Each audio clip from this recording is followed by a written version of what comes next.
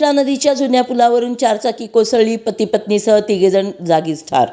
सांगली कोल्हापूर महामार्गावर असलेल्या कृष्णा नदीवरील जुन्या पुलावरून चारचाकी कोसळल्याची घटना बुधवारी मध्यरात्री 1:30च्या सुमारास घडली।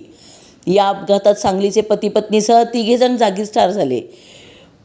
प्रसाद भालचंद्र खेडेकर, प्रेरणा प्रसाद खेडेकर राहणार मारुती रोड गावभाग सांगली व वैष्णवी संतोष नार्वेकर राहणार आकाशवाणी केंद्राजवळ सांगली अशी मृतांची नावे आहेत।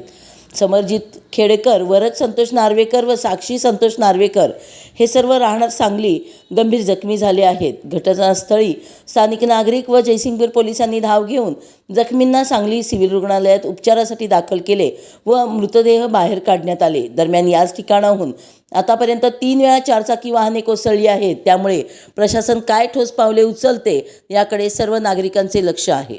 विविध घडामोडींचा आढावा घेण्यासाठी सांगली प्रहार या YouTube चॅनलला सबस्क्राईब करा।